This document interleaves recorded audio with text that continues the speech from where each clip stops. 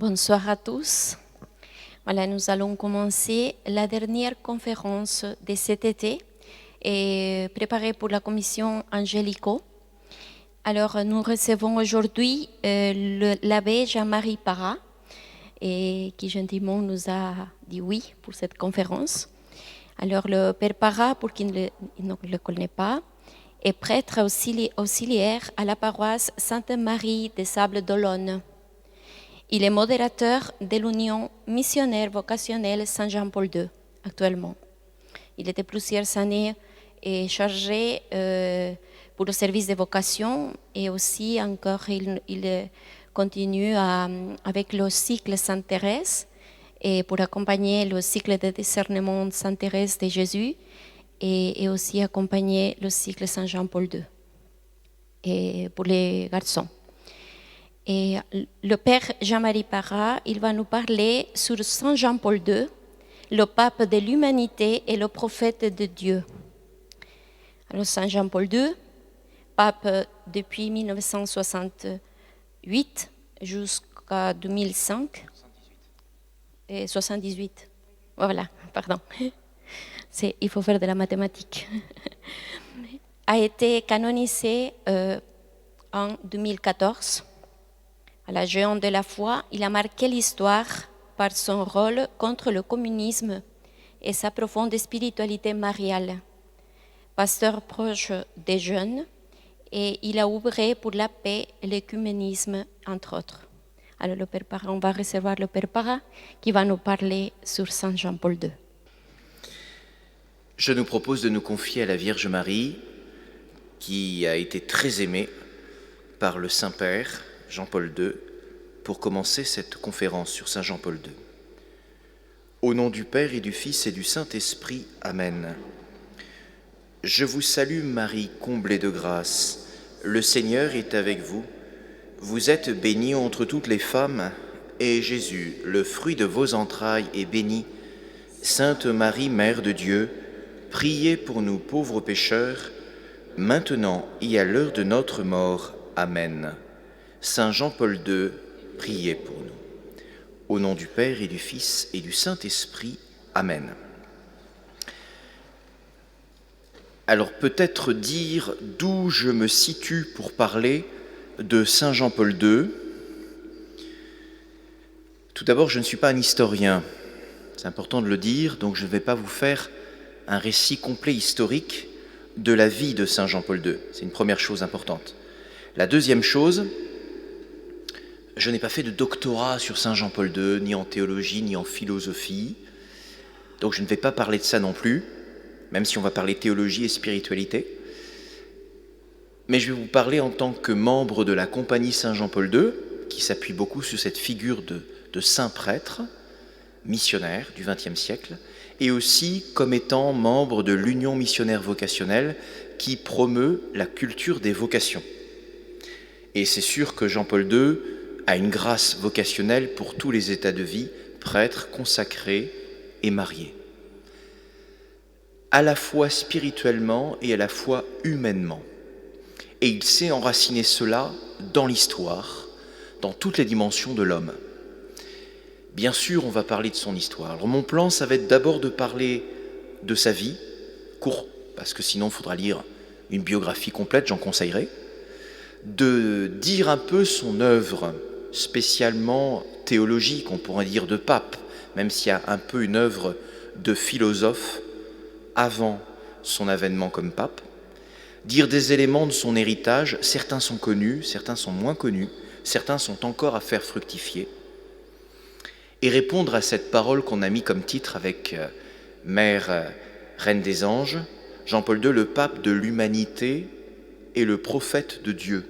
Ça, je crois qu'il faut vraiment l'articuler, et c'est sans doute quelque chose qui, encore aujourd'hui, est très puissant chez Jean-Paul II. Il est complet tant devant Dieu que devant les hommes, on pourrait dire. Alors on va commencer comme cela.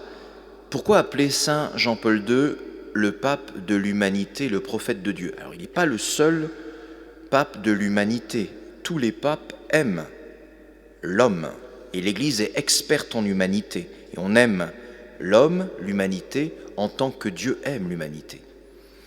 Et il n'est pas non plus le seul à parler de Dieu, du primat de Dieu. Mais chez Jean-Paul II, c'est très fort, parce que sa vie, son enseignement est pétri d'expériences humaines comme rarement au XXe siècle un pape l'a été. Clairement, on va voir, c'est une expérience riche de plusieurs vies, on pourrait dire en une seule vie, et rarement aussi un pape a porté le mystère, on pourrait dire, entier du christianisme sur ses épaules. Vous pouvez voir la richesse spirituelle et théologique de Jean-Paul II, elle couvre quasiment tous les champs. Ce qui n'est pas toujours le cas de tel ou tel pape. Les papes, généralement, apportent une approche, deux approches, trois approches nouvelles et transportent avec eux la tradition de l'Église, qui est plus grande que chacun. Mais chez Jean-Paul II, on a l'impression qu'il y a de l'innovation, un approfondissement dans quasiment toutes les sources de l'Église. C'est très impressionnant. Et en même temps, une richesse humaine incroyable. Ce qui fait qu'on n'a pas fini de découvrir la richesse de Jean-Paul II, de l'exploiter, et ce qui fait aussi on peut vraiment dire, il a changé la physionomie du catholicisme. Aussi vrai que le Concile Vatican II a fait un aggiornamento, il a fait évoluer le catholicisme pour parler au monde contemporain, aussi vrai Jean-Paul II a outillé, tant sur le plan de la méthode, de la pensée et de la ferveur missionnaire, ce catholicisme.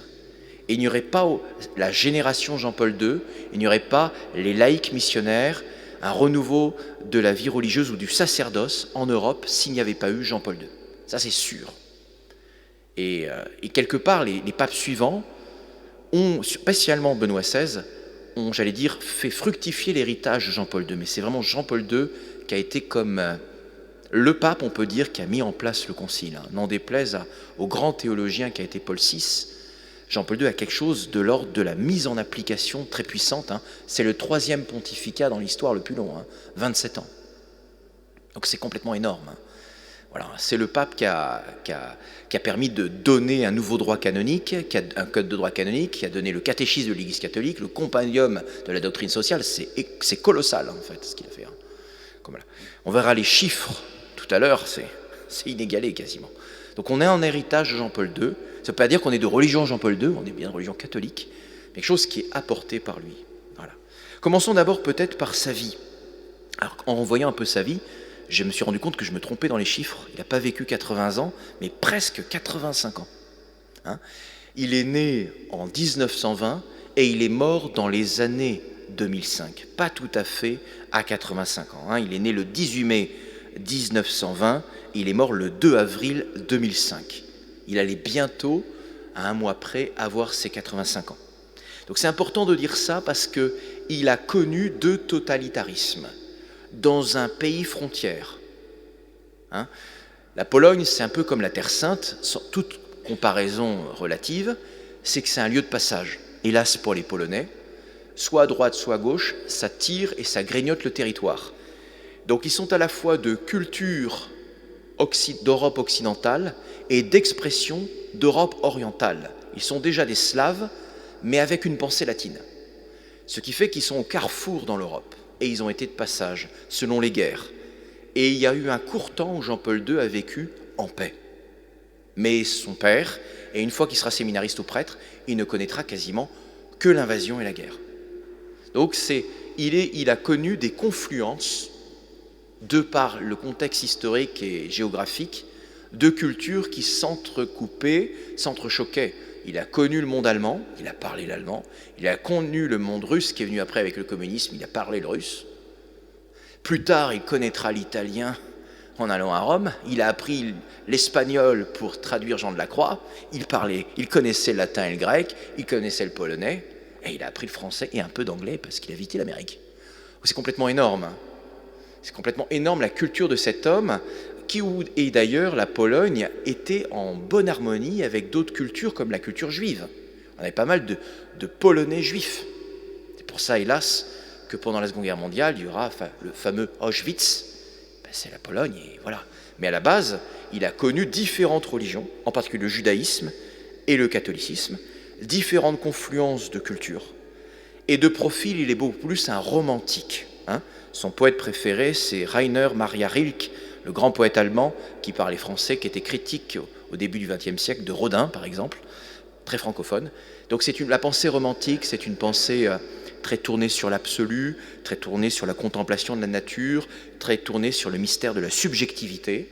C'est pas du tout quelqu'un qui est cartésien, qui a une pensée rigoureuse comme l'Occident. Il aura beaucoup de mal, quand il fera ses études, à apprendre la pensée occidentale.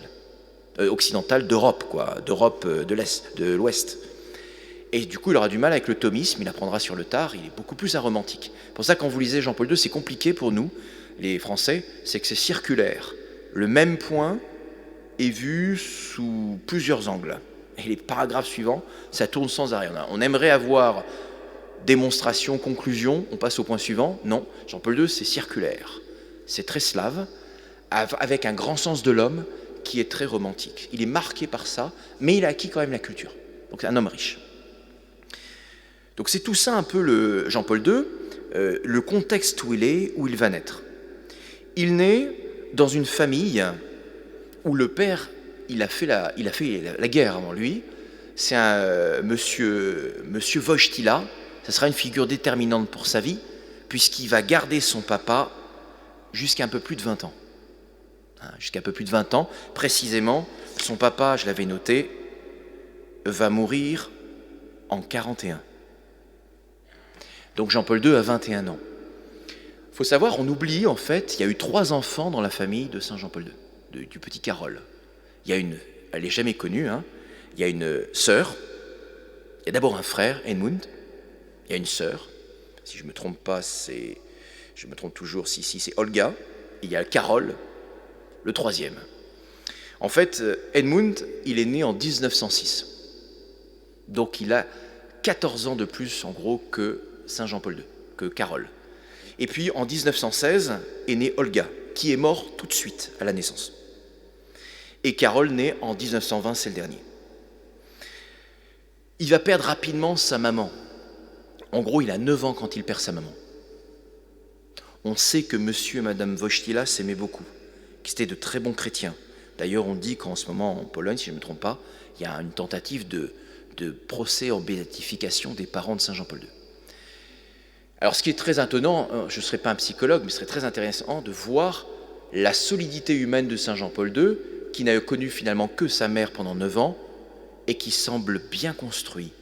Incroyable. Comme quoi, il a peut-être été préservé dans les âges de l'enfance, en lien avec sa mère. Certains ont voulu y voir la projection qu'il a avec sa dévotion à la Vierge Marie. Jean-Paul II lui-même un jour, il a dit « Non, c'est pas vrai, c'est pas ça ». Mais de fait, il est mûr, il est construit, c'est un homme solide, et pourtant, il n'a connu sa maman que 9 ans. Son frère, en fait, va mourir quand il a 12 ans. Donc à 9 ans meurt sa mère. Il n'a pas connu sa sœur, elle est morte en bas âge. Et à 12 ans, sa mère meurt. Voilà. Donc, pardon, à 12 ans, son frère meurt. Sa mère aussi, donc j'ai dit à 9 ans. Son frère meurt à 12 ans, il est médecin déjà. Il était très admiré de Carole, hein. Edmund était très admiré de Carole. Et en fait, son frère va mourir de la scarlatine. Voilà. Donc rapidement, Saint Jean-Paul II, en gros, à 12 ans, Carole, il est qu'avec son papa. Un papa exemplaire. Hein. Monsieur Wojtyła, père, il est... Monsieur Jean-Paul II, oui, Wojtyła, père, il est très solide dans ses bottes. C'est un homme de principe, militaire, qui a une formation rigoureuse pour son fils. Et son fils va admirer son père.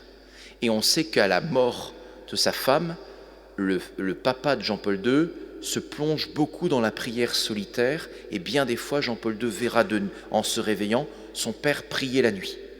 Plus tard, il dira « J'ai fait mon petit séminaire avec mon père ».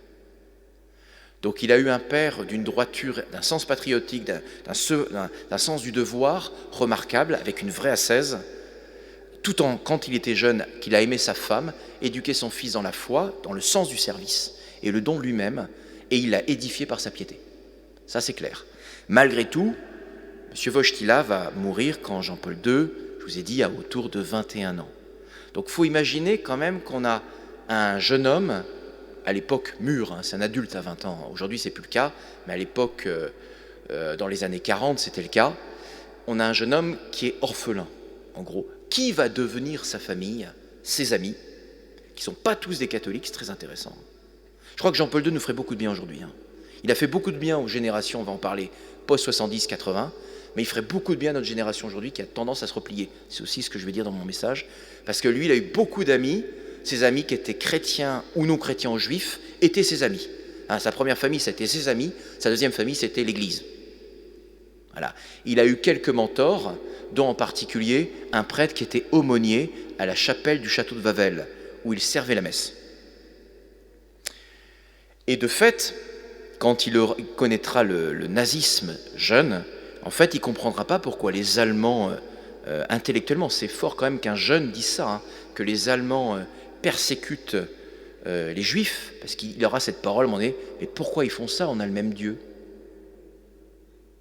Il faut pouvoir sortir une parole comme ça quand vous êtes jeune. Hein. Donc il y a une certaine maturité de la foi rapidement chez ce jeune homme qui est réel. Alors Jean-Paul II, il a certains talents, il n'est pas bon absolument en tout. Tiens, comme ça, les hommes pourront se dire, il n'est pas quand même parfait sur tous les points. En plus, il n'était pas si bon que ça en maths en fait.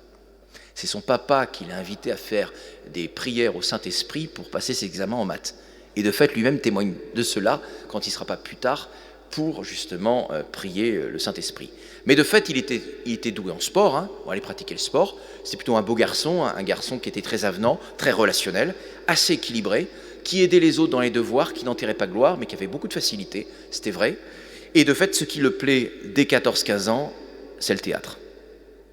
Donc de fait, à l'école, il organise, il participe à des séances de théâtre où il monte des pièces.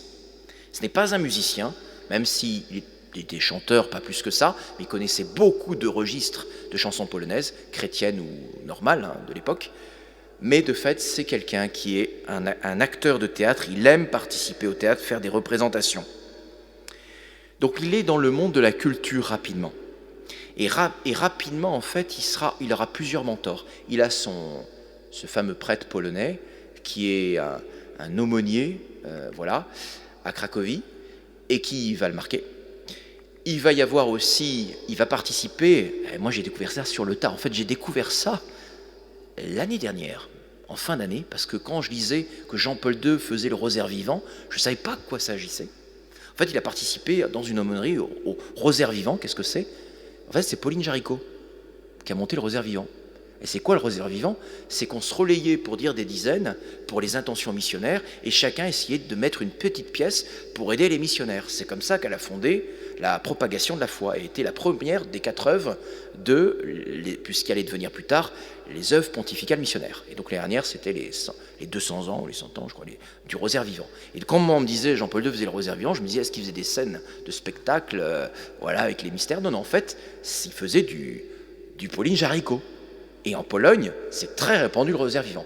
Donc à la fois en étant homme de théâtre, très jeune, avec plein d'amis et servant à l'église, dans un contexte où il connaissait des amis juifs, qu'il retrouvera d'ailleurs une fois pape, ou cardinal, hein, qui vont venir le voir au Vatican. D'autres, hélas, il les a perdus, enfin il les retrouve au ciel, mais il les a perdus avec la persécution et Auschwitz.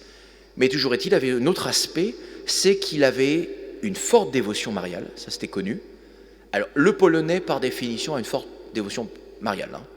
La Pologne, dans les années 30-40, c'est Catholande. C'est vraiment pratiquant. Mais par contre, lui avait une forte dévotion mariale, et le rosaire vivant, où on priait Marie pour la mission, ben forcément, ça accentuait cette dimension. Mais il se tournait vraiment, un autre mentor, c'était qu'il a rencontré rapidement le théâtre contemporain. Alors je ne saurais plus citer cette figure intellectuelle d'artiste qu'il a rencontrée, mais il s'est mis un peu sous la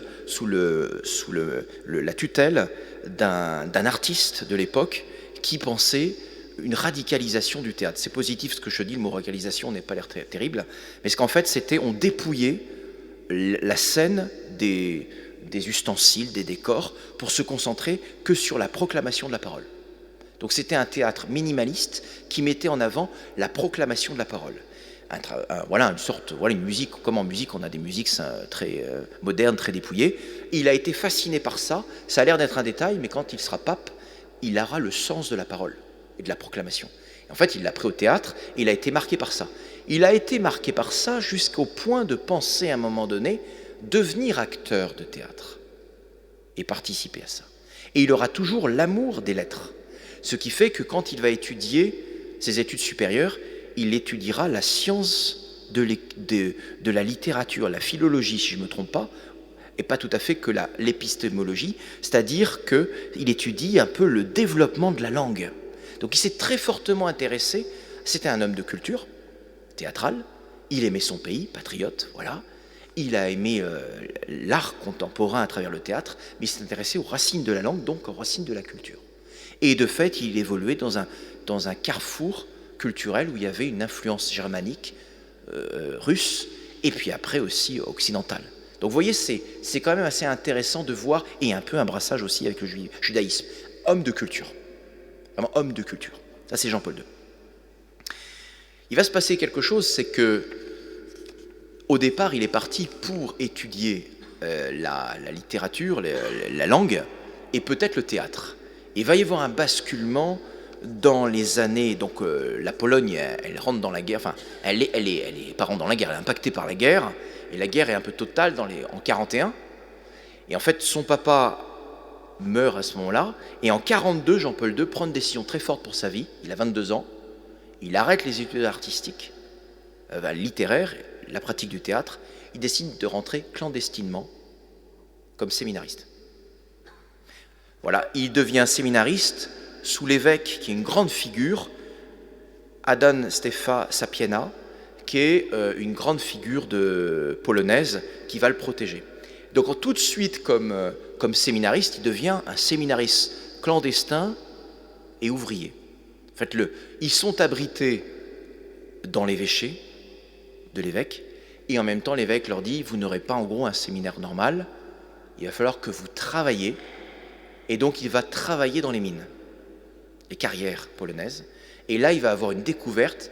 Wojtyła qui était doué, Karol qui était doué, Wojtyła plutôt pour le sport, les amitiés intellectuelles, littéraires, artistiques, va découvrir le travail manuel, son âpreté, la taille, travailler dans les carrières. Et ça va être une rencontre décisive parce qu'en fait, il gardera de ça une admiration du travail manuel, du monde ouvrier. Il connaîtra les enjeux économiques de survie, le syndicalisme dans le bon sens du terme. Il faut rappeler que l'Église est pour le syndicalisme, doctrine sociale. Et en même temps, il aura le travail humain manuel, il en parlera très très bien. Il fera une encyclique plus tard. Donc tout ça le marque. Et il a un séminaire complètement clandestin. Il n'a jamais été prêtre ouvrier, mais il a été séminariste ouvrier. C'est important d'entendre ça. Hein. Jean-Paul II, une grande richesse. En même période, il va découvrir quelqu'un qui sort complètement, qui est, oui, on pourrait dire, c'est une comète dans le monde polonais, quelque chose, un satellite qui ne fonctionne pas comme les autres.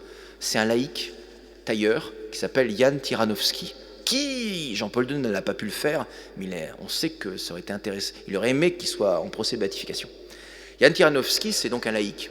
Jusque-là, on va dire, ça arrive dans l'Église catholique d'avoir des laïcs. Mais c'était un laïc qui était atypique parce qu'il étonnait Jean-Paul II pour son époque, comme séminariste avec d'autres, c'est qu'il était très missionnaire. Hein.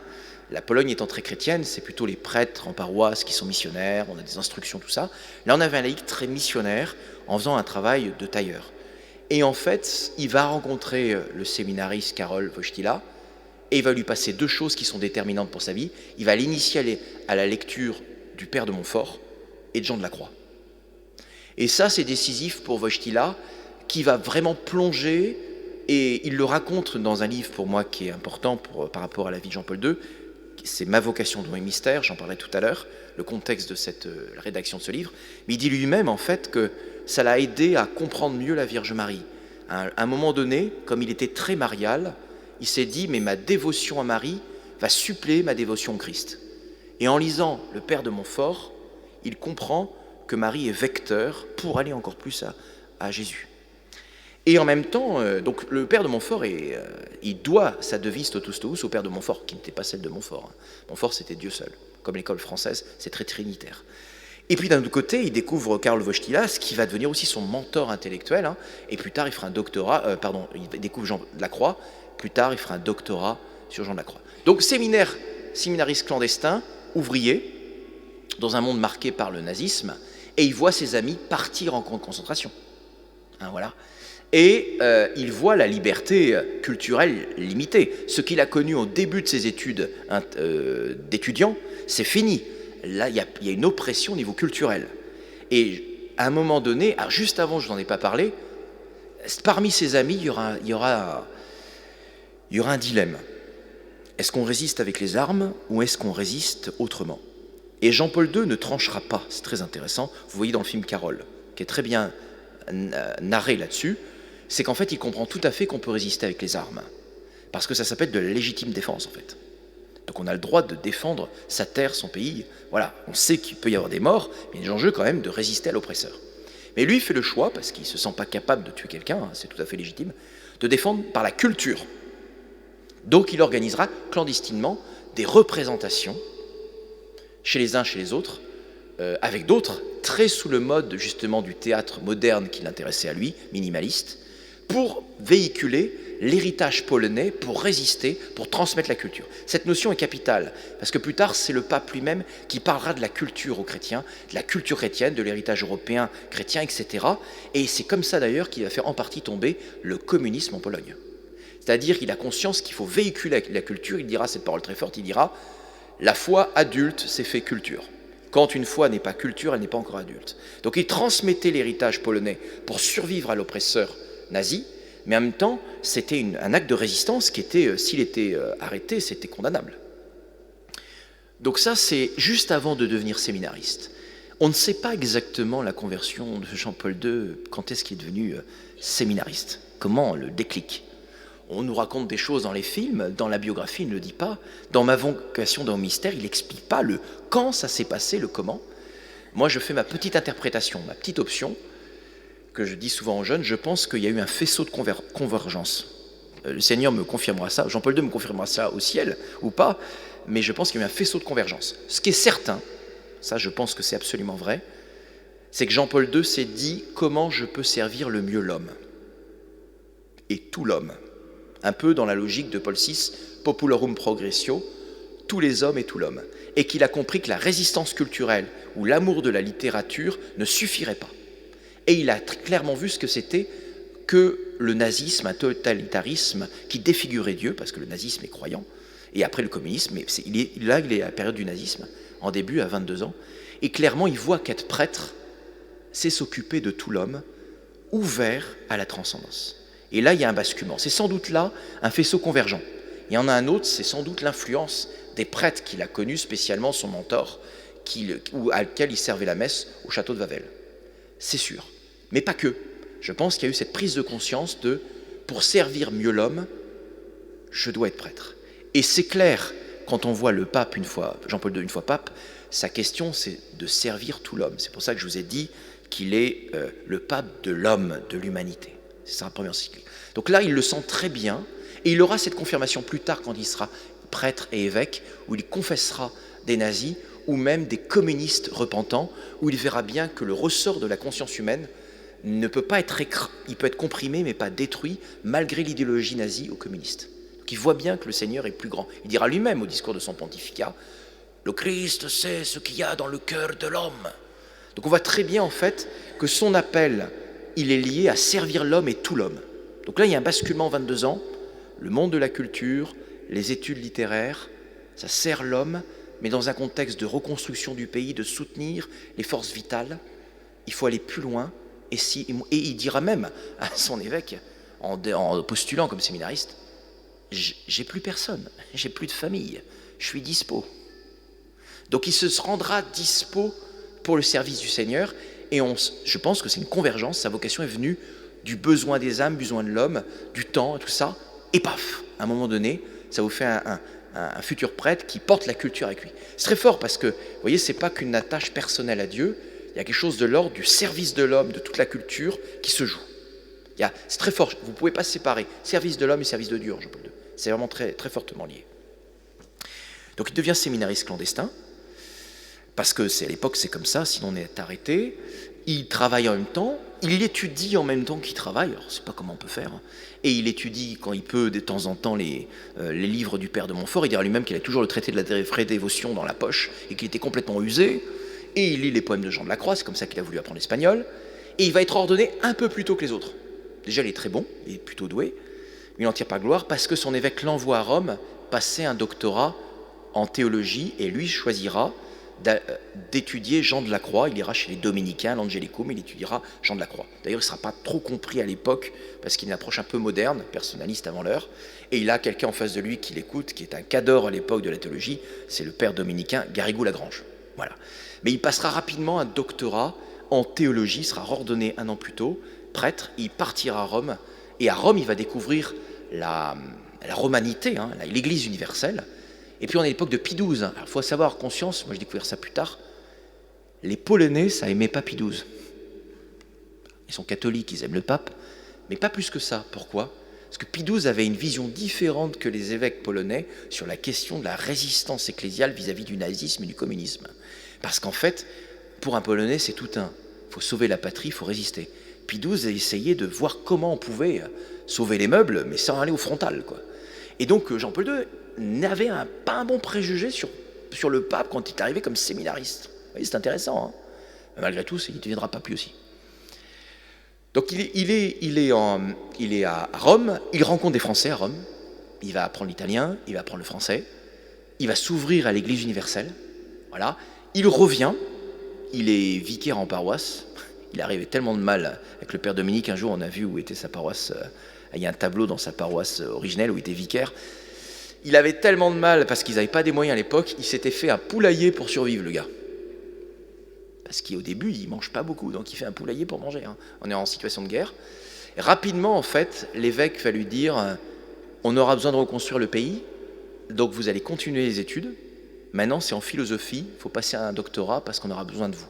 Donc il va articuler études, enseignement à l'université de Jagellon, c'était un écosystème assez libre par rapport à la pression communiste de l'époque, parce qu'entre-temps, une fois qu'il est ordonné, une fois que la guerre en 1945 c'est fini, hein, parce qu'il est ordonné, pardonnez-moi, il est ordonné en 1946, mais la guerre est finie en 1945, mais pour les Polonais c'est toujours pas fini, hein. Il y a les communistes qui ont bien délivré la Pologne, qui sont en train de bien la servir à nouveau.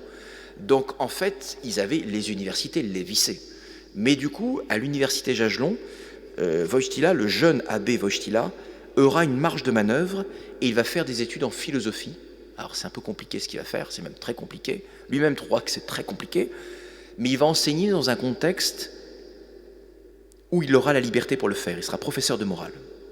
Professeur de morale et en même temps vicaire en paroisse.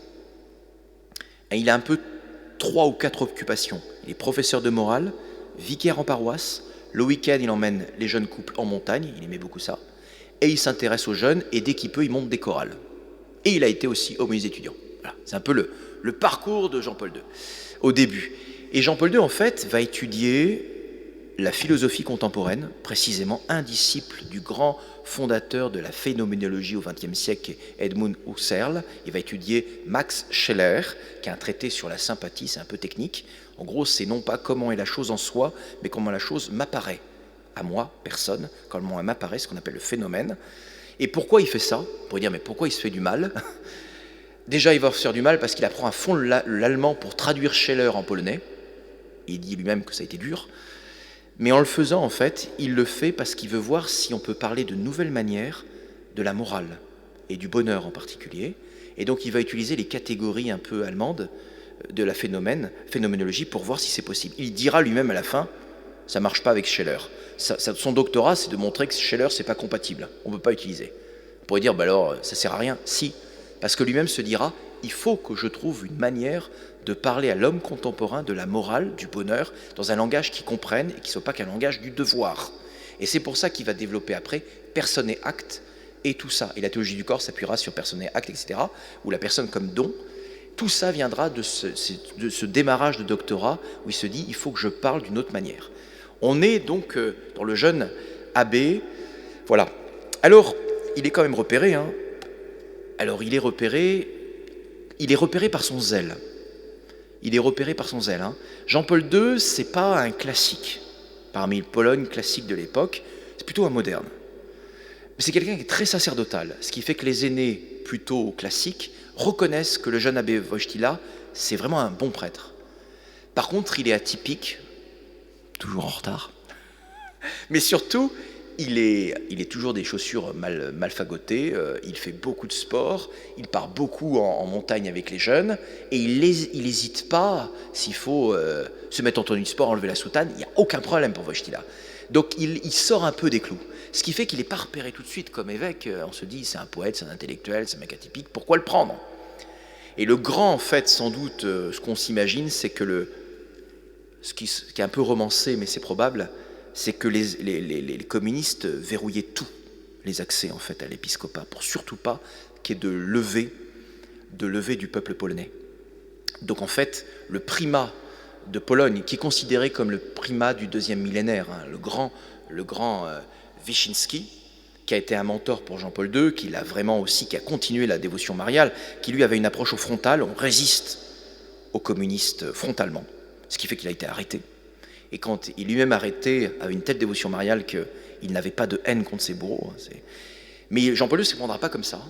Et bien Wyszynski, en fait, pourquoi je dis ça par rapport à... Oui, on pense qu'en fait, il ne l'a pas mis sur les listes des épiscopables pour que les communistes le choisissent. Donc ils n'en ont choisi aucun de la liste de Wyszynski, ils ont choisi celui qui n'était pas dedans, qui paraissait pour un poète, pour un homme un peu sportif, un peu atypique, et jeune, puisqu'il sera quand même évêque à 38 ans, ce qui n'est pas rien. Et en fait, il va se révéler énorme, en fait. Il va se révéler le professeur Wojtyla, aumônier des étudiants, qui enseigne Thomas d'Aquin, qui fait des chorales, qui emmène les jeunes en pastorale philosophique, conjugale, tout ça en montagne, qui est vicaire et qui puis après professeur à Jagelon, il va devenir évêque. Et comme évêque, en fait, il va véritablement développer une parole forte. Ce qui fait qu'en fait, il n'aura pas la même stratégie que Wyszynski, mais il aura toujours du respect pour Wyszynski dans les représentations publiques. Il est toujours derrière, c'est le primat, hein, le cardinal est le primat, mais il laissera toujours son mentor devant. Par contre, derrière, et d'ailleurs quand vous verrez qu'il a accès, si vous voyez des vidéos accès, quand il devient pape, Wyszynski se met à genoux en fait pour baiser la main du Saint-Père. C'est très beau, le Saint-Père le relève comme un frère. En fait, c'est même comme un père, en fait, un fils à son père. Donc ça, c'est très beau. Mais Jean-Paul II s'y prendra tout à fait autrement, beaucoup plus malin. Je vous avais dit que c'est un homme de la culture, tout ça. C'est qu'il va désamorcer philosophiquement et spirituellement l'emprise de la peur, du totalitarisme. Sa parole « n'ayez pas peur », elle est déjà donnée dans sa pastorale. Il apprendra à résister spirituellement et existentiellement aux Polonais en leur disant « il faut que tu vives, tu aimes la vie, tu prends plaisir à vivre et les conditionnements ne sont pas des absolus ».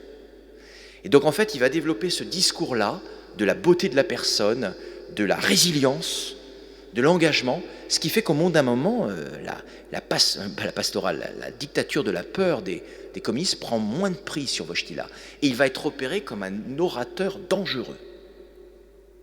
Ben, c'est trop tard, il est déjà évêque. Et ça, il ne l'avait pas vu venir avant l'épiscopat. Wojtyla prêchait au départ assez compliqué, tout le monde le dit. D'ailleurs, les cours de Wojtyla, ils étaient très aimés, ou alors personne n'y comprenait rien.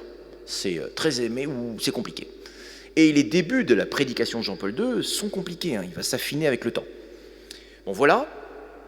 Et à un moment donné, ça arrive, il est au concile. Il n'était pas cardinal au concile, hein. J'ai regardé, il a été créé cardinal par Paul VI en 67. Hein. Le concile est 62-65. Donc il va être au concile. Au concile, on va repérer Wojtyla. Hein. On a des témoignages de grands théologiens français qui le repèrent, en particulier le dominicain Congar, qui dira que l'évêque Wojtyla dégageait une paix. Ça, c'est fort. Il y a chez Jean-Paul II une assurance qui est toujours là. Je pense que ça tient profondément de sa foi. Il a plusieurs expériences où vraiment il a été mis en danger. Hein. Il a été sa tête a tapé une Jeep allemande. Il a été considéré comme mort par terre et c'est un Allemand qui l'a emmené à l'hôpital. Et il a été sauvé comme ça. Une autre fois, ils font une rafle dans une maison, il est à la cave, il prie au sol, il s'en sort, il n'est pas pris. Donc il a eu des expériences extrêmes où il s'en est sorti. Plus le fait qu'il soit orphelin à 22 ans, 21 ans. Donc ça l'a vraiment marqué, je vous dis, et puis sa pastorale de la paix, de la confiance. Donc au concile, en fait, il a une parole à dire d'homme derrière le mur qui résiste au totalitarisme, mais tout en mettant en place il a été repéré aussi, tout en mettant en place dans son diocèse le concile vraiment en place. Il a été très très avant-gardiste à mettre le concile en place. La dimension participative des laïcs, les rassemblements, les discussions, même pour un Polonais, il allait trop vite, il était un peu trop progressiste par rapport à d'autres. Donc il a mis en place, donc il a été repéré comme quelqu'un qui mettait en place les choses tout en étant la paix, alors qu'on était en contexte de peur. Et il va prendre la parole. Alors Jean-Paul II est surdoué, donc il se permet d'écrire des textes en philosophie et des poèmes au concile, parce qu'il n'a pas que ça à faire, il écrit aussi personnel, il faut qu'il fasse plein de trucs. Et on parlait tout le temps en latin au concile. Mais au concile, en fait, il va prendre la parole et il dira en gros, en substance, les amis, on ne peut plus fonctionner comme avant, les anathèmes, il faut qu'on parle véritablement de la question de la solitude de l'homme dans son désert existentiel en tant qu'il est athée. Il faut répondre à cette question. Donc il va s'intéresser non pas aux persécuteurs de l'Église, mais à la solitude de l'homme athée. Et l'Église, qu'est-ce qu'elle a à dire? Donc on voit qu'il est déjà dans un dialogue très puissant, intellectuel, philosophique, mais aussi existentiel. Et c'est lui qui va être un des grands acteurs d'une des 4 grandes constitutions du Concile, qui est Gaudium et Spes. On sait que Ratzinger, à l'époque expert théologique au Concile, qui est emmené dans la valise d'un des évêques cardinals, je crois que c'est Koning, mais je me trompe peut-être, qui travaille le schéma de Lumen Gentium, la constitution dogmatique sur l'Église. Jean-Paul II, lui, comme évêque, qui avait plus d'expérience pastorale que Ratzinger à ce moment-là, qui était un peu plus âgé, lui va parler beaucoup sur Gaudium et Spes. Et il va vraiment impacter. Il va être opéré. Et je pense que c'est là où Paul VI le repère. Et 2 ans plus tard, Paul VI en fait un cardinal. Alors il continue, il a cette blague qui est géniale. Un jour, on lui dit mais vous faites du ski comme cardinal, vous ne vous rendez pas compte? Puis il répondra, vous savez, en Pologne, la moitié des cardinaux font du ski. Tu m'étonnes, ils étaient 2. Toujours est-il, il continue, donc il sera évêque cardinal de Cracovie. Voilà, et c'est un lieu, c'est pas rien, parce que Cracovie, c'est quand même, c'est pas le primat de Pologne, mais c'est la ville, pour ceux qui vont en Pologne, tout est mêlé. C'est l'histoire, c'est les martyrs, c'est la Pologne, c'est tout en fait. Donc en fait, tout est un. Vous voyez, l'homme de la culture, l'homme de l'histoire, l'homme du pays, tout. Et il a une pastorale très missionnaire. Voilà. Même si il est pas attaqué en frontal, mais ses fils prêtres ont de la diffamation, des procès et tout, ce qui parfois, hélas, lui vaudra le fait que plus tard, on lui reprochera de ne pas avoir, par exemple, décelé les abus, par exemple, des légionnaires du Christ, le fondateur et tout, en tant que pape, mais c'est qu'il a connu la diffamation, quand il était évêque, de ses fils prêtres. Et c'était la technique des communistes. Oui, c'était la technique, on accusait un prêtre de tous les maux pour le dégommer. Et même, il a eu des prêtres, Popieluszko, c'est son époque, c'est peut-être pas le prêtre de son diocèse, mais c'est son époque, Jerzy Popieluszko. On attaquait les prêtres, on n'attaquait pas l'évêque en frontal, mais il a managé, il a guidé des frères prêtres, des fils prêtres, qui prenaient les coups des communistes. Donc il était quand même là-dedans, et c'est lui d'ailleurs qui montra, dans le quartier communiste avant-gardiste, Nova Huta, où il ne devait pas du tout y avoir c'était la cité sans Dieu, c'est tout l'inverse d'Augustin, c'est la cité sans Dieu là, pas la cité de Dieu. Et bien lui fera venir de Rome une pierre pour poser la première fondation de l'église à Nova Huta. Ça c'est quelque chose d'énorme, en lien avec ses amis ouvriers, qu'il a gardé de lien depuis qu'il était séminariste ouvrier. Donc il y a une implication sociale de Jean-Paul II énorme. Et c'est Jean-Paul II le manifestant de Dieu, quoi. Donc il est cardinal évêque et il a une vraie puissance pastorale de résistance, et en même temps il continue. Et là, cardinal, c'est trop, on ne peut pas arrêter un cardinal. Donc les communistes s'en mordent un peu les doigts d'avoir laissé sans doute passer le casting épiscopal de Wojtyla. Wojtyla quand même sera bloqué plusieurs fois. Il y a des moments où il ne pourra pas aller à Rome parce qu'il n'aura pas les autorisations, donc on voit bien qu'ils ont tout fait pour le ralentir. Et à un moment donné, vous savez, dans les années 68, si je ne me trompe pas, un petit peu avant, Humanum Vitae va sortir un texte important du pape Paul VI sur la régulation des naissances. Alors je raconte sa vie, je suis en train de passer à sa pensée là, sur la régulation des naissances. Et Humanum Vitae va être un bide total. En gros, déjà, beaucoup de cardinaux avaient très peur, parce que on va dire l'époque libérale progressiste et moderne avait été passé, le mai 68, ou couvé, ou était passé dans la culture, et il était interdit d'interdire, et c'était très difficile pour théologiens, accompagnateurs spirituels, aumôniers. On ne savait pas comment parler, on ne savait plus trop parler. On sortait d'une pastorale théologique très entre les séminaires, mais là on se retrouvait avec des jeunes très débridés, et il y avait un écart énorme. Et les cardinaux, en fait, même ont conseillé à Paul VI en disant « Saint-Père, soyez prudent dans vos textes, parce que ça va chauffer sinon. Nous, on est derrière pastoralement, ça va être dur à encaisser. » Et donc Paul VI, en fait, avait écouté ce fameux Paul VI Montini, qui était plutôt pour la régulation artificielle des naissances quand il était cardinal. Comme quoi le Seigneur l'a recadré une fois pape. Mais, oui, on peut tous se tromper. Vous savez, le Seigneur, il guide quand il veut. Donc il arrive en conscience, il se dit non, je ne peux pas faire ça. Mais il n'est pas seul contre tout le monde, mais il a peu de soutien cardinalisme. Quand il va sortir, ça va tellement marquer Paul VI, ça va être le début de ce qu'on va appeler le dissentiment théologique, où une grande partie des théologiens, enfin pas tous, mais une partie importante, on a eu ça en France aussi, sont plus à l'aise avec l'enseignement du magistère en matière de foi et de morale, mais surtout de morale. Et donc il y aura un contre-magistère qui n'est pas un magistère du coup, et on va voir le début du dissentiment, et Paul VI n'écrira plus jamais d'encyclique jusqu'à la fin de sa vie. En 10 ans, il n'écrira plus d'encyclique. Ça l'a traumatisé. Toujours est-il, il avait demandé quand même à ce Wojtyla, cardinal qu'il aimait bien, de lui donner un travail. Et on sait que Wojtyla, de son côté, a travaillé, le mémorandum de Cracovie, c'est un travail philosophique il a essayé de comprendre avec une méthode plutôt de type philosophique, phénoménologique, anthropologique, et aussi les sciences sociales de l'époque. Il avait une amie qui était psychologue, qui était sortie, polonaise, qui était sortie même du camp de concentration. Donc en fait, il a essayé de penser comment on peut parler de l'amour humain, et en quoi c'est bien la morale que dit l'Église, qui est souvent thomiste, c'est-à-dire la loi naturelle, voilà, et en quoi c'est épanouissant, mais dit de manière moderne. Et entre-temps, il avait écrit Personne et Acte et tout ça. Ce problème, c'est que ce texte n'est jamais arrivé à Paul VI, qui a sorti avant Humanum Vitae, et on sait que Wojtyla n'a pas été très content de Humanum Vitae, non pas sur le contenu, mais sur la manière de l'exprimer et la manière dont ça a été reçu. Alors je dis ça comme ça, mais une fois qu'il sera pape, c'est pour ça qu'il écrira la théologie du corps. Il va écrire la théologie du corps, qui a un énorme enseignement de plusieurs années sur l'amour humain, puis à la fin, en virgule, en petit malin, il nous dit « Et voilà, c'est un commentaire d'Humanum Vitae. » Terminé. Donc il savait très bien que c'était plus digeste, ce qu'avait dit Paul VI, qui était très basé sur la loi naturelle. Il fallait le redonner de manière moderne, mais ces apports qu'il avait travaillés n'avaient pas été donnés à temps, et il les donnera une fois pape. Donc en 67, il est cardinal, il participe, il n'a pas pu atteindre, mais Paul VI, en gros, vous voyez, a confiance en lui, avait une vraie admiration pour le cardinal Wojtyla. Et puis, Paul VI va mourir en 78, va être élu Jean-Paul Ier.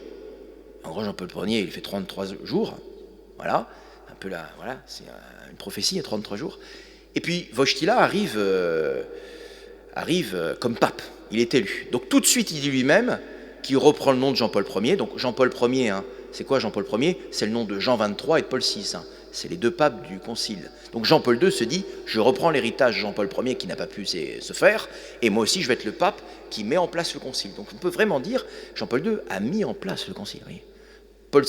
Jean XXIII a eu l'intuition de le promouvoir. Paul VI a été le théologien du concile, surtout la mariologie et l'ecclésiologie, c'est Marie, mère de l'Église, tout ça. Tout ce qu'on dit de Marie, on le dit de l'Église. Et après, il a extrait quelques éléments du concile qui ont effectivement été trop... les débats étaient trop forts, le célibat des prêtres, la régulation des naissances, des choses comme ça, où il a recadré des points importants post-concile. Mais grosso modo, après, il n'écrit plus. Et Jean-Paul Ier n'a pas pu. Donc celui qui va le mettre en place, avec l'apport contemporain, missionnaire et personnaliste, c'est Jean-Paul II. Donc il met en place, pendant 27 ans, le concile. Il dira lui-même que le concile est la boussole de l'Église. Donc on a un pontificat énorme. Donc ça, là je suis rentré dans l'œuvre vraiment. L'œuvre Wojtyla avant concile, vous avez des poèmes, pas beaucoup. D'ailleurs lui-même disait un peu avec critique, on les lit parce que j'ai été pape. Mais sinon, voilà. Il a effectivement son livre un peu de philosophe de la pastorale familiale. Je crois que c'est 27 ans quand même de pastorale familiale, Jean-Paul II. Quelque chose comme ça, où il s'occupe en fait des couples. Donc c'est Amour et responsabilité. Et son livre qui est difficile à lire, c'est Personne et Acte, qui est une grammaire du don, de la réalisation de l'homme dans l'action. C'est là où il fonde un peu sa grammaire philosophique pour pallier ce qu'il n'a pas pu faire avec Scheller. En gros, c'est un peu de poème et 2 textes pas très digestes, surtout le deuxième, philosophique. Une fois qu'il est pape, c'est par contre énormément. J'ai sous les yeux les scores d'écriture, toutes catégories confondues, c'est absolument incomparable. Jean-Paul II, c'est 14 encycliques. C'est pas mal. C'est 15 exhortations, 621 constitutions, 32 motu proprio, 42 lettres apostoliques et 26 lettres aux prêtres. C'est complètement énorme. Donc on a un pontificat qui va être extrêmement riche en enseignements. Et là, Jean-Paul II le dira lui-même qu'en fait, il y a des choses qui ont été données par Dieu. Sa première encyclique, elle est programmatique. C'est comme beaucoup. Chez le pape François, ça n'a pas été une encyclique. Ça a été Evangelii Gaudium, la joie de l'évangile. C'est son texte phare. Voyez, c'est très intéressant de relire dans quelques années la perspective dont Léon a sorti sa première encyclique et les textes là du début du pontificat. Benoît XVI, vous voyez, c'était les vertus théologales. C'est très théologien, foi, espérance, charité. Mais chez Jean-Paul II, en fait, on s'y attendait un peu parmi les membres, les pères conciliaires et au conclave. Le cardinal Wojtyla, c'est un humaniste qui sait parler au monde contemporain, qui aime la culture et qui a connu de totalitarisme. Et sa première encyclique, en fait, c'est sur l'homme, le rédempteur de l'homme, de tout l'homme. Bien sûr, alors il y a son homélie programmatique de son pontificat avec le « n'ayez pas peur », qui est une phrase de prophète, quasiment, ça restait dans les échos dans les décennies qui ont suivi. Et c'est cette même parole quasiment qu'il avait dit quand il était aumônier des étudiants, sans la dire, et comme évêque, moi je vois que c'est quasiment une parole qu'il a habité toute sa vie, où il a désarmé les peurs, en fait. Et c'est cette parole-là qui a fait tomber le mur de Berlin. D'ailleurs, je pense, Valesa l'a dit, il aurait dû avoir le prix Nobel de la paix. Ça c'est sûr. Donc cette parole-là est très forte, mais son premier texte, en fait, il dit vraiment l'amour du Christ pour tout l'homme et l'homme. C'est un peu un populorum progressio, version très christique. L'approche de Jean-Paul II, c'est une approche où on recentre tout sur le Christ. Avec le Concile Vatican II, on a mis en avant le mystère de l'Église, et là Jean-Paul II sent la nécessité de tout recentrer sur le Christ, les chrétiens ou les non-chrétiens, voire même les athées qui cherchent un sens à leur vie, le Christ éclairera ta conscience d'homme et ton humanité. Donc tout sur le Christ rédempteur de l'homme. Une autre notion importante, c'est la rédemption. Chez Jean-Paul II, c'est un mot théologique qui veut dire en gros, le rédempteur, ou la rédemption, c'est quoi? C'est la restauration de la création, tournée vers le salut pour entrer en Dieu. Dieu restaure l'humanité de l'origine blessée, mais l'embellit avec la grâce pour la tourner vers la Trinité. C'est ça la rédemption. Et le rédempteur, c'est le Christ. Donc du coup, il aime toutes les facettes de l'homme, le rédempteur, la culture, la civilisation, la littérature, le sport, les lettres, la raison, le corps, la sexualité. Tout ça doit être sauvé, doit être dans la rédemption pour tourner vers Dieu. Donc lui, il a un programme de Christ rédempteur, où il va se dire, on doit sauver tout l'homme, dans le Christ, qui éclaire tout l'homme. Il reprend en gros son discours qu'il avait dit au concile sur Gaudium et Spes, le Christ éclaire tout l'homme. Et il le propose. Et là, il va décliner quelque part toutes les facettes. La deuxième encyclique aussi, elle est très programmatique. C'est Dives in Misericordia, riche en miséricorde. Alors vous voyez, pour le titre que j'ai donné au début, avec sœur Reine des Anges, prophète de l'humanité, pape de l'humanité, prophète de Dieu. En fait, vous avez tout eu, Redemptor hominis, le pape de l'humanité, prophète de Dieu, riche en miséricorde. Et les deux encycliques, à mon avis, sont conjointes. D'ailleurs, Jean-Paul II, dans l'encyclique numéro 2, il vérifiera un truc d'une tendance. En fait, l'Église a glissé, à raison, elle s'est structurée, mais elle a pu glisser. Elle s'est structurée parce qu'avec les sciences sociales et l'apport anthropologique avant et après le Concile, on a cité Irénée en disant, comme le Concile l'a dit, l'homme est la route de l'Église. Voilà. La gloire de Dieu, c'est l'homme vivant, Irénée. Et on a dit, les pères conciliaires ont dit, l'homme est la route de l'Église. C'est-à-dire, il y avait un enjeu d'aider l'homme. Et Jean-Paul II dit, on m'a bien compris dans Redemptor hominis, que l'enjeu, c'est le Christ sauve tout l'homme. Mais attention, on n'est pas simplement dans de l'humanisme. L'homme, il est aussi tourné vers tout Dieu. Et il dira, il faut aussi intégrer la deuxième encyclique, c'est Dieu. L'homme, ça va vers Dieu, pas simplement Dieu vers l'homme, et on en reste là. Donc là, il y avait cette tension dans les années 80, comme l'encyclique sort en 79, Redemptor hominis, du risque, en fait, de faire un anthropocentrisme, même avec le développement de l'anthropologie, et d'avoir une réduction de la foi à une praxis morale ou une action humaine. Et Jean-Paul II l'ouvre à la transcendance du Dieu miséricordieux. Et il le fait à partir de quoi? C'est clair, il ne le dit pas dans l'encyclique, hein. Il le dira 20 ans plus tard, avec l'influence de sœur Faustine. En fait, le cardinal Wojtyła, à Cracovie, a réouvert le procès qui avait été scellé de l'authentification des révélations du Christ faites à sœur Faustine. Et les papes précédents n'étaient pas trop favorables. Et lui ouvre le dossier. Et une fois pape, en fait, il ne cite pas tout de suite ses sources. Dans Dives in Misericordia, Riche en Miséricorde, vous ne verrez rien sur sœur Faustine. Simplement, l'an 2000, c'est la première sainte citée, proclamée, sainte pour l'an 2000. Et effectivement, à partir de là, il instaure la fête de la Divine Miséricorde. Il sort le dossier. Et il dit, en gros, toute l'Église catholique, vous pouvez lire le petit journal. Mais en gros, c'était contenu dans Dives in Misericordia, Riche en Miséricorde. Mais ce n'était pas dit tout de suite. Si vous analysez les 14 encycliques, qu'est-ce qu'a couvert Jean-Paul II? De l'anthropologie, Redemptor Hominis, sur la vie, la défense de la vie, Evangelium Vitae, même Laborem Exercens, le travail humain, ça c'est ses références avec la carrière, le syndicalisme et tout, le vrai sens. Tout ça c'est des déclinaisons. Le Christ rédempteur veut sauver tout l'homme, la vie, tout l'homme, son travail. Mais vous avez aussi la dimension de Dieu. D'abord le Père miséricordieux, vous aurez une encyclique sur le Christ et une encyclique aussi sur l'Esprit Saint, la Trinité. Vous avez les mystères de la foi, en particulier l'Eucharistie, derrière encyclique, la Vierge Marie, Redemptoris Mater, la mère du Rédempteur, vous voyez. Mais vous aurez des encycliques beaucoup plus sociales ou missionnaires, comme par exemple, il fera une encyclique pour les 100 ans de Rerum Novarum, c'est quand même énorme, hein. Il fera une encyclique sur l'unité de l'Église, où il demande avec un courage incroyable de dire il faudra peut-être qu'on se repose la manière, la modalité dont le pape exerce sa fonction. Lui-même pape, il se pose la question, il le dit publiquement. Très intéressant. Et il travaillera aussi dans une encyclique qui pour nous semble un peu obscure, c'est il va faire la promotion de 2 évangélisateurs slaves, 2 saints slaves, où en parlant que c'était les apôtres du monde slave, il en fait une encyclique parce qu'il est en dialogue, hein. Jean-Paul II, un des regrets de Jean-Paul II, on le sait, hein, c'est qu'il n'a pas vu de son vivant l'unité des chrétiens. Alors il y avait quelque chose qui n'était pas de chance pour lui, c'est qu'il était polonais. En étant polonais, un russe n'aime pas trop les polonais, et vice-versa. Donc en fait, c'est pas bon sur le dossier dialogue. C'était beaucoup plus facile, Benoît XVI, pape liturgiste et théologien, de discuter avec ses frères orthodoxes. Pour Jean-Paul II, ça a été difficile. Et pourtant, Jean-Paul II a essayé dans les textes, hein, en faisant la promotion de saints slaves, y compris encyclique sur l'unité, c'est ignoré, hein, pour certaines parties des aficionados de Jean-Paul II, il avait une passion pour l'œcuménisme. Voilà. C'est quelque chose aujourd'hui qu'on sait moins. Donc 14 encycliques vraiment fortes, et la dernière écrite en 2003, 2 ans avant qu'il meure, 2005. Voilà. Il couvre énormément de choses.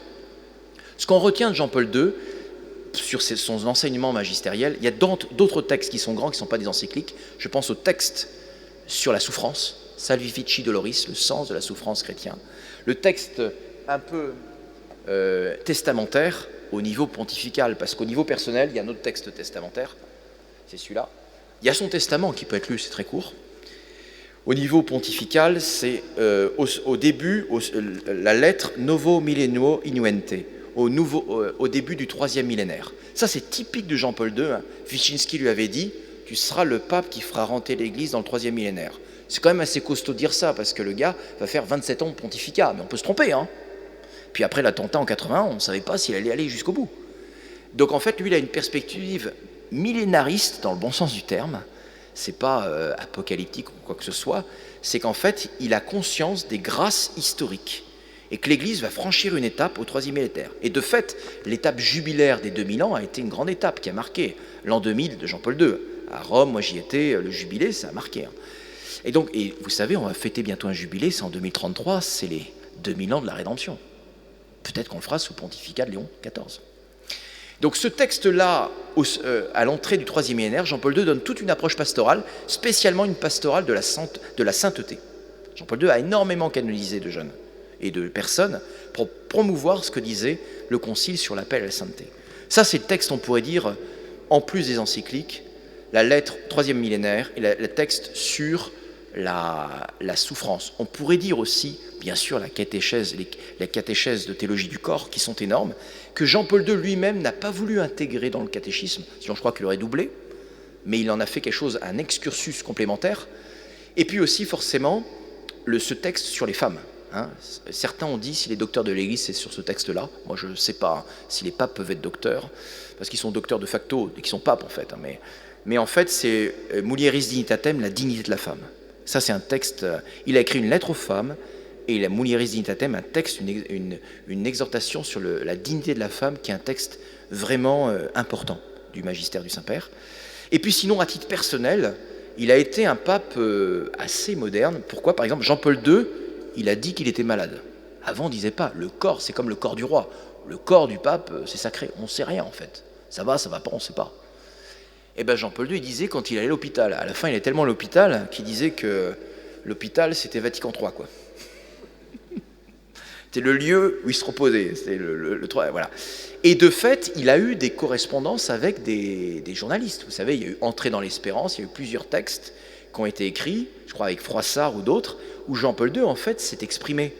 Et ça, c'était novateur pour l'époque. Maintenant, on a l'habitude, Benoît XVI l'a fait, François l'a fait énormément, Léon a commencé à le faire, il y a un premier interview avec une Américaine, mais à l'époque, c'était nouveau, en fait. Donc Jean-Paul II a fait ça. Et effectivement, il a continué. Alors, on parle au niveau des textes, il y a eu ces textes-là, un peu vulgarisés, hein, vous trouverez, Entrée dans l'espérance ou d'autres. Mais sinon, à la fin de sa vie, il y a Mémoire et identité. Alors ça, c'est un texte plus personnel, qui est un texte, en fait, où il a une réflexion, on pourrait dire, sur la valeur d'une nation et la valeur aussi de l'histoire. Pourquoi Dieu permet que le nazisme tombe et le communisme, ça dure longtemps ? Pourquoi ? C'est quoi le sens du mal là-dedans ? Quelle est la place des nations, etc., etc. Donc il donne une réflexion personnelle, ce n'est pas un texte magistériel, mais il a des grands textes comme ça qui restent vrais. Je terminerai en disant, après l'héritage, hein, l'action de Jean-Paul II pastorale a été énorme. Il y a des trucs où il est aujourd'hui plus contesté. Hein. Je vous ai dit, sur la question des abus, il y a eu sans doute des angles morts. Il y a eu des choses, certains dans les milieux tradis, ils disent il n'aurait jamais dû vénérer le Coran, quoi. Il y a une ambiguïté. Et il l'a fait, je pense, par respect pour le signe religieux qu'aimaient les musulmans. Mais c'est vrai que certains disent mais c'est quoi ce truc ? Et un musulman se dit ça y est, le pape s'incline devant nous. Mais ce qui est vrai, si vous voulez, sur des dimensions missionnaires, il est extraordinaire. Je vous ai dit, hein, il n'y a pas que son enseignement, il y a la manière dont a vécu le Saint-Père son ministère, et sa prédication et sa pastorale qui ont un impact énorme sur l'Église. Clairement, par exemple, il n'a pas réformé la curie. Et d'ailleurs, dans les interviews du démarrage, il a beaucoup d'humour. Il dit « Mais vous allez continuer le ski, vous continuerez le sport ?» Et les journalistes mettent en guillemets, il disait « S'ils me le permettent, peut-être qu'ils ne me le permettront pas. » Au bout d'un moment, on comprend que c'est la curie romaine qui lui dira « Tu peux faire du sport ou pas ?» Alors Jean-Paul II se permettra toujours de faire du sport. D'ailleurs, cette blague, on va construire une piscine au Vatican, et les cardinaux disent « Mais ça coûte trop cher !» Et le Saint-Père dit « Mais écoutez, si je ne fais pas de sport et pas de piscine, je meurs, et un conclave, ça coûtera plus cher. » Donc, en fait, c'était un homme, et une fois, il est parti au ski avec son secrétaire, pas en pape, mais on l'a reconnu, donc il a dû partir très vite. Donc, il a une grande liberté, il n'a pas réformé la curie. Le Saint-Père l'a fait, a commencé. Il n'a pas réformé, mais ce qu'il a fait, c'est tout de suite l'annonce à tous. Donc, il a continué ce qu'avait amorcé Paul VI. On l'oublie, hein, mais Paul VI, c'est le premier pape allé en Terre Sainte, depuis Saint-Pierre. Paul VI, c'est celui qui a rencontré les orthodoxes, hein. On a eu ça quand même. Hein. Paul VI a amorcé, hein, il porte son nom, Paul. Il a amorcé la mission. Et Jean-Paul II, en gros, ça a été l'itinérant partout. Les Montfortins disent qu'il a fait du Montfort à grande échelle. Il allait partout. Et sa stratégie, c'était d'aller dans les sanctuaires historiques et dans les sanctuaires mariales et rappeler le renouveau du baptême. Alors, il faisait du Montfort à grande échelle, en fait. Il est venu en France, il va à Lourdes. France, qu'as-tu fait de ton baptême ? Il fait du Montfort à grande échelle. Et il est allé partout, ce qui fait qu'il y en a quelqu'un qui a dit il ne faut plus qu'on regarde où Jean-Paul II est allé, il faudrait signaler les lieux où Jean-Paul II n'est pas allé, ça irait plus vite.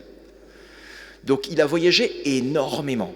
Il a été pape missionnaire, il a pris sa mission comme Pierre qui devait exhorter ses frères. Moi je trouve que dans son nom, il y a deux paraboles. Il y a la parabole conciliaire, Jean 23, Paul VI, avec la succession de Jean-Paul Ier, mais aussi la dimension, le contemplatif mystique Jean-Paul II, Jean, et le missionnaire Paul.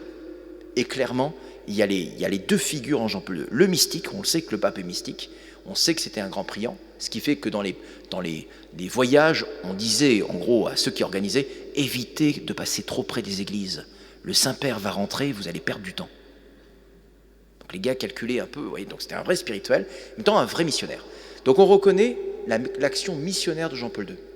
Très forte en Amérique latine, très fort en Afrique, voilà, plein d'endroits. Deuxième chose, et l'impact qu'il a eu spécialement sur le mur de Berlin, la Pologne. Très fort aussi, l'impact sur la jeunesse. Vous voyez, Jean-Paul II, personne n'a cru au JMJ. Hein. C'est un succès pastoral incroyable, ça a façonné l'Église, hein. Ça a levé la génération Jean-Paul II. En 97, les évêques ne croyaient pas au JMJ. Hein. Il faut voir l'impact de JMJ en France que ça a été. Lustiger a installé dans le schéma des JMJ, le chemin de croix, ça vient des Français, cocorico. Et puis comme les diocésains se disaient, ça va peut-être pas marcher, ils feront une semaine un peu en province avant d'y aller. C'est comme ça qu'on en pensait avec les diocèses. Mais c'était une réussite incroyable. Donc Jean-Paul II, pape de la jeunesse. D'ailleurs, quand il meurt, moi j'ai eu la grâce d'être 3 heures avant sa mort sous sa fenêtre à Rome. J'étais propédeutique à ce moment-là. Il a cette parole qui est connue, il dira: les jeunes, je vous ai cherché toute ma vie, je vais mourir, vous êtes venus à moi. Vous voyez, donc c'est vraiment le pape de la jeunesse. C'est le pape des vocations. Vous voyez, on a quasiment le corpus sur toutes les vocations. Déjà, on a la théologie du corps, qui parle de la vie consacrée et du mariage, de l'amour naturel, l'amour surnaturel. Hein. Dans la théologie du corps, vous avez toutes les vocations, mais d'abord anthropologiques. Mais après, les textes. Depuis Vatican II, quel est le texte solide? Il y a eu le célibat ecclésiastique qui a fait Paul VI, mais quel est le texte solide qu'on a eu, à part le directoire sous Benoît XVI en 2011? Mais quel texte pour les prêtres? C'est Pastores d'Abo Vobis, la formation des prêtres, c'est Jean-Paul II qui l'a fait. Texte majeur, plus les lettres aux prêtres. Ça, on n'a pas fait beaucoup mieux en termes de formation pour les prêtres depuis Vatican II. Il a fallu attendre 30 ans. Pour les familles, il a sorti Familiaris Consortio. Le pape, bien sûr, François, a amplifié avec Amoris Laetitia, mais Familiaris Consortio reste une charte très solide. Pour le laïcat, qui est aussi les laïcs et les mariés, Christi Fideles Laici, exhortation sur le laïcat. Pour la vie consacrée, il y a eu des textes depuis, mais le texte référence, c'est son exhortation Vita Consecrata. Donc ça a été le pape des 3 vocations, qui a levé une génération, alors que sous Paul VI, on avait beaucoup de réduction de prêtres à l'état laïque, hémorragie. Hein. Paul VI a senti, il a vu le dissentiment théologique, il a été traumatisé après Humanae Vitae, hein, c'est presque sûr ça. Il a senti les réductions à l'état laïque, donc pastoralement, il n'a plus trouvé les solutions. Paul VI, c'est un grand pape parce qu'il a beaucoup souffert et il avait une grâce incroyable, c'est lui qui parle de nouvelle annonce de l'évangélisation, Evangelii Nuntiandi, et qui nous sort un texte sur la joie de l'évangile, en premier, avant le pape, Gaudete in Domino, réjouissez-vous dans le Seigneur, alors que le pape, il n'est pas en mort clinique pastorale, mais c'est vraiment très difficile dans les 70. Et ce qui fait qu'il meurt le jour de la transfiguration. Vous voyez, c'est comme si finalement, chose de terrible et en même temps de sursaut de la foi. Mais grosso modo, il n'a pas les solutions pastorales. Et donc on va élire un pape qui a une vision, qui a un évêque, qui a une sorte de promoteur dans son diocèse, malgré les difficultés, qui a l'air d'être motivant, dynamisant, qui lance des choses et qui a une nouvelle pensée. Et donc Jean-Paul II, en fait, va apporter un renouveau à toutes les vocations. Je vous ai dit la vocation, la place de la femme, l'amour humain, le mariage, le prêtre, la vie consacrée. Donc c'est quand même très très important. L'appel à la sainteté pour tous, visiter les pays. Donc un pape assez important. Et il va structurer intellectuellement aussi. C'est là où le catéchisme en 92 sort. C'est là où il va donner l'encyclique Fides et Ratio. C'est là où il va parler au monde de la culture. C'est là aussi, et on l'oublie, hein, il va être aussi un précurseur de la dimension, enfin il l'a été avant lui, on l'a été, mais il a une passion pour le dialogue interreligieux. Hein. Les rencontres d'assises, c'est le Saint-Père. Ce qui même certains papes, et même Ratzinger dira, avec toute sa prudence et sa bienveillance, le pape a été très courageux. Sous-entendu, il fallait à tout prix qu'on évite le syncrétisme. Et on l'a évité. Mais on a permis que différents représentants des religions se rencontrent, ne prient pas les mêmes dieux ou les mêmes idoles ou les mêmes déesses, mais prient chacun de leur côté, mais ensemble pour la paix. C'est quand même très très prophétique. Aujourd'hui, Jean-Paul II, sans doute dans les années 90-2000, il a renouvelé la jeunesse, les vocations, la dynamisme de la nouvelle évangélisation. Les jeunes le connaissent moins, ceux qui ont moins 20 ans ne connaissent pas l'impact historique qu'il a eu. Moi, ce que je voudrais situer, c'est en perspective aujourd'hui, pour terminer par là, parce que j'étais très long, excusez-moi, c'est une chose. J'aurais pu parler d'autres choses, mais je ne vais pas parler de ma passion sur les vocations et le sacerdoce ce soir. Mais je vais parler sur un point. Jean-Paul II évite plein d'écueils qui seraient peut-être tendance aujourd'hui. Si tu aimes l'identité chrétienne, Jean-Paul II te dit oui, mais aime le dialogue interreligieux et l'œcuménisme. Si tu aimes la chrétienté, oui, mais Jean-Paul II aimait les droits de l'homme et les différentes cultures. Donc il n'y a pas de repli. Et pourtant, Jean-Paul II aimait la culture chrétienne, l'identité. Donc on sent chez cet homme un grand équilibre entre amour des nations et amour de toutes les nations, amour de sa foi et respect des religions, humanisme le plus vrai, mais en même temps toujours ouvert au meilleur du christianisme. Il n'y a pas beaucoup d'écueils en fait. Moi, j'ai pas vu d'écueils. Il y a un vrai équilibre. Et parfois, on a amour de la chrétienté, mais jusqu'à une mauvaise compréhension de l'identitaire. On a des fois un repli pour son pays sans ouverture ailleurs. On a parfois une spiritualité sans humanisme. On a parfois un humanisme sans grâce. Jean-Paul II, il est très complet. C'est vraiment il est très équilibré, je pense aujourd'hui, sur beaucoup d'aspects, la jeunesse pourrait le recouvrir, et il rectifierait des tendances un peu de part et d'autre qui ont tendance à se scléroser ou se rigidifier. Jean-Paul II est très large, très souple. Et en même temps, son maître mot, on pourrait terminer par là, c'est le Christ. C'est clairement le Christ au centre. Ce n'est pas d'abord le mystère de l'Église, c'est le Christ qui me conduit à l'Église. Tout repart du Christ. C'est son idée pour le 3e millénaire, repartir du Christ. Donc il est convaincu que la culture, l'homme, la civilisation, l'avenir, c'est de repartir du Christ. Donc voilà, ça a été un homme de foi, et on pourrait dire l'homme qui a porté la foi, il a porté le dépôt de la foi. Je terminerai par là. Donc vous voyez, c'est pour ça qu'on disait le pape de l'humanité et le prophète de Dieu. Et je terminerai ici par là. Ce n'est pas un prophète de l'Ancien Testament, mais c'est clair que ça a sans doute été, pardon de le dire comme ça, c'est mon avis personnel, plus qu'un pape. Plus qu'un pape. Tous les papes ne sont pas tous grands, mais lui, ça a sans doute été plus qu'un pape. Ça a été une voix prophétique au XXe siècle, qui rayonne encore au début du XXIe siècle. Ça, c'est peut-être ça, où vraiment on pourrait dire, mais c'est un autre enseignement qu'il faudrait faire, où quasiment beaucoup de ces faits et gestes ont été guidés par la providence et des fois même actés par le surnaturel. On le voit à Fatima, on le voit dans plein de choses. Donc c'est vraiment une grande figure où on peut encore s'appuyer. Et les papes qui ont succédé ont compris qu'il fallait s'appuyer sur Jean-Paul II, parce que Jean-Paul II a porté, grâce à Dieu, un philosophe a dit ça, ce pape est un don de Dieu. Ça, je crois que c'est Froissart qui a dit ça. Ben, je crois que c'était vrai. Et ça le demeure, il est à faire connaître pour aujourd'hui, parce que je pense qu'il transporte plus grand que lui pour l'Église d'aujourd'hui. Gloire soit au Père, au Fils et au Saint-Esprit, comme il était au commencement, maintenant et toujours, et dans les siècles des siècles. Amen. Merci, Père Parra, pour cette belle conférence.